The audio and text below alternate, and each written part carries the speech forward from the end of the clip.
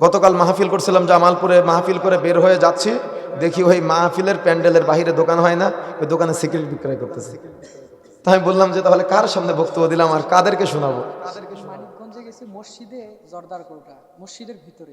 তাহলে দেখেন, তাহলে সমাজের পরিস্থিতি এমনটা।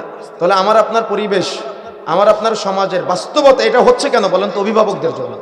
এই জন্য প্রিয় বন্ধুরা, আমার আপনার এমন আকাঙ্ক্ষা থাকা লাগবে যে আকাঙ্ক্ষাটা আমাকে আপনাকে জান্নাত পর্যন্ত পৌঁছে দিবে, বা জান্নাতের প্রতি একটা আগ্রহ থাকা লাগবে, আকাঙ্ক্ষা থাকা লাগবে যে আকাঙ্ক্ষাটা আপনার জান্নাত পর্যন্ত পৌঁছে দিবে। কিন্তু আপনি মুরব্বী হয়েছেন, 50 বছর বয়স, এখনো পর্যন্ত আপনার জান্নাতের আকাঙ্ক্ষা নাই, কোনো আকাঙ্ক্ষা নাই। আপনি ভাবেন যে জীবনে এত পাপ করেছি, আল্লাহ কি আমার ক্ষমা করবে?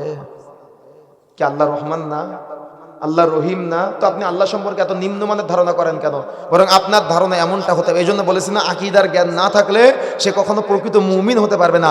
আপনার ঈমান এমন হতে হবে, আপনার ধারণা এমন হতে হবে যে আমি পাপ করেছি, আমি তো বান্দা, কিন্তু আমার রবের কাছে যখন আমি তওবা করব, আমার রব আমাকে ক্ষমা করে দেবে ইনশাআল্লাহ। যদি কোনো বান্দা সকালে পাপ করে রাতে ক্ষমা চায়, আল্লাহ তার পাপগুলা ক্ষমা করে দেয়। যদি কোনো বান্দা রাতে পাপ করে সকালে ক্ষমা চায়, আল্লাহ তার পাপগুলা ক্ষমা করে দেয়। যদি কোনো বান্দা পাপ করার পরে, গুনাহ করার পরে সুন্দর করে ওযু করে, এই ওযুর পানির সাথে হাত দ্বারা অর্জিত পাপ ঝরে ঝরে পড়ে যায়, ওযুর পানির সাথে মুখ দ্বারা অর্জিত পাপ ঝরে ঝরে পড়ে যায়, ওযুর পানির সাথে চোখ দ্বারা অর্জিত পাপ ঝরে ঝরে পড়ে যায়, ওযুর পানির সাথে পা দ্বারা অর্জিত পাপ ঝরে ঝরে পড়ে যায়। সুবহানাল্লাহ। কিন্তু আপনার জীবনে 40 বছরের জীবনে কোনোদিন ওযু করার সময় ভাবেন নাই যে আমি কি কি পাপ করেছি হাত দিয়ে, আল্লাহ তুমি আমার পাপগুলোকে ঝরা ঝরে করে ফেলবে? কোনোদিন বলেছেন আপনি আল্লাহকে?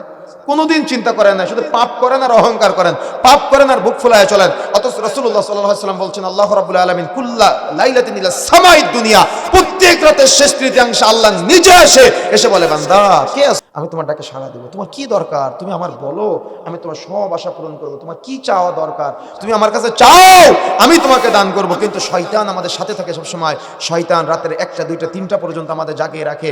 আর যেই মুহূর্তে আমার রব আমার মায়ার সুরে আমাকে ডাকে, আমার রব আমাকে ভালোবাসা দিয়ে ডাকে, আমার বান্দা তোমরা হয়তো পাপ করে ফেলেছো, ভুল করেছো, আমি তোমার রব হয়ে আমি তোমার নিকটে চলে এসেছি, তুমি বলো আমাকে তুমি কি পাপ করেছো, তুমি আমার কাছে শুধু ক্ষমা চাও, দেখো আমি তোমাকে ক্ষমা করি কিনা।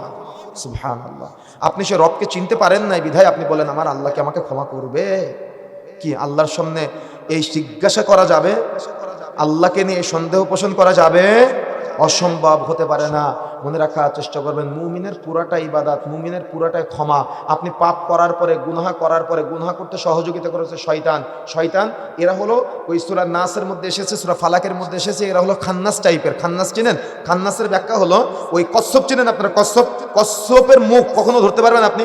কচ্ছপের মুখ ধরতে পারবেন? কচ্ছপের মুখ ধরতে গেলে মাথা গুটিয়ে নেয়। এই খান্নাস জিনটা হলো এ পাপ করতে সহযোগিতা করে, নিজেকে গুটায় নেয়। তার মানে আপনি পাপ করবেন যখন, তখন মনে হবে না যে আমি পাপ করেছি, কিন্তু পাপ যখন সংগঠিত হয়ে যায় তখন আপনি ভাবেন, ইস পাপটা না করলেও পারতাম, তাই না? ইস যদি গুনাহটা না করতাম, ইস আমি এই ভুলটা করে ফেললাম, কেন এটা আমি কেন করলাম, আমি তো না করলেও পারতাম। এমনটা হয় না আমাদের? এই খান্নাস জিনটা আপনাকে অসহসা দিয়েও পালায় ওটা আপনার উপরে চাপিয়ে দেয়। মনে রাখার চেষ্টা করবেন। এরকম যখন হবে তখন সঙ্গে সঙ্গে ওযু করবেন, ওযু করে 2 রাকাত নামাজ পড়বেন, বা ওযু করে একটা সাজদা দিয়ে আপনি আল্লাহকে বলবেন, আল্লাহ আমি ভুল করে ফেলেছি, আল্লাহ আপনার পাপকে ক্ষমা করে দিবেন। সুবহানাল্লাহ। সে যে পাপই হোক না কেন, আল্লাহ আপনার পাপকে ক্ষমা করে দেবেন ইনশাআল্লাহ।